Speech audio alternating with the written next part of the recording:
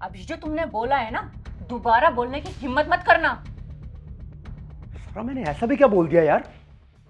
तुम मना भी तो कर सकती थी ना। मैंने तुम्हारे साथ कोई जोर जबरदस्ती या तुम्हें फोर्स किया है जो तुमने मुझे इतनी सी बात करे थप्पड़ मार दिया?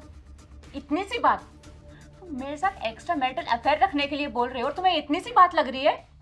मैं शादीशुदा हूँ, मेरी शादी मनीष से हो चुकी है। So what?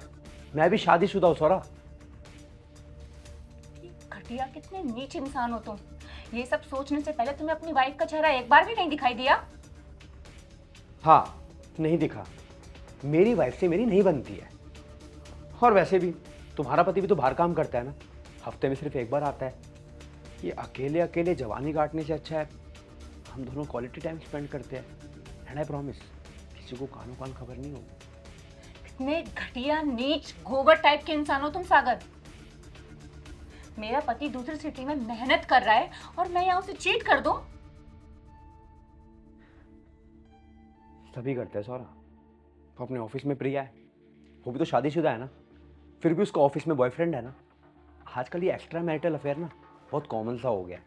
और हो भी क्यों ना, पति हो या पत्नी, सुबह से लेकर रात तक ऑफिस में लगे रहते हैं, फिर घर जाते हैं, खाना खाकर सिर्फ सो जाते हैं, अगले दिन फिर ऑफिस में आना होता है।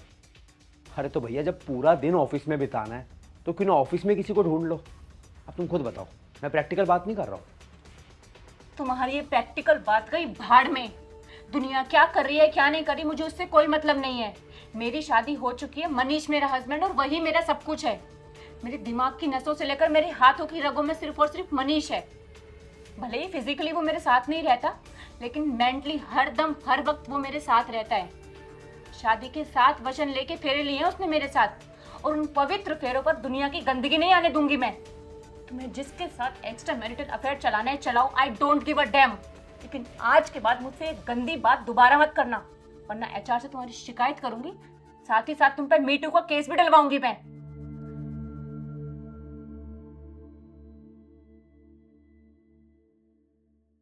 तुमने बिल्कुल ठीक किया सौरभ, ऐसे लोगों के मुंह भी नहीं लगना चाहिए, है ना? वैसे मनीष एक बात बताओ, सच सच तुम्हें डर नहीं लगता कि कहीं मैं तुम्हें चीट ना कर दूं?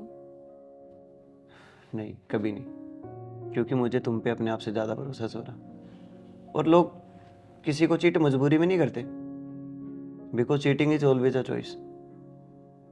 जिसकी फितरत में धोखा देना है ना सौरभ, उसके लिए तुम कितना भी कर लो, उसे कितनी भी बंदिश में रख लो, एक न एक दिन वो धोखा जरूर देगा। और जिसके खून में लॉयल्टी होती है, तुम उसे फ्रीडम दो या ना दो, लेकिन उसकी लॉयल्टी कभी कम नहीं होती, वो हमेशा ही लॉयल रहता है। Actually Manish, you are right. आजकल जो लोग बहाना देकर चीटिंग करते हैं कि पति पत्नी के पास एक दूसरे के लिए टाइम नहीं है और इसलिए वो एक्स्ट्रा मैरिटल अफेयर चलाते हैं, तो मैं उन लोगों से एक बात कहना चाहती हूँ कि पुराने ज़माने में हस्बैंड्स 1-1 साल के लिए बाहर शहरों में जॉब करने के लिए जाते थे और उनकी वाइफ गांव में परिवार के साथ रहती थी। उन दोनों के बीच में इतनी दूरी होने के बावजूद वो कभी चीट नहीं करते थे, क्योंकि उस टाइम पर लॉयल्टी का ज़माना था। लेकिन आजकल तो चीटिंग इतनी आम हो गई है कि किसी को लॉयल रहना ही नहीं है, जैसे वो सागर, इडियट। कोई बात नहीं, तुम अपना मूड खराब मत करो। अभी बताओ खाने में क्या बनाए? तुम्हारी फेवरेट पालक पनीर की सब्जी। सीरियसली? हाँ, मैं खाना लगा कर लाती हूँ। ठीक है।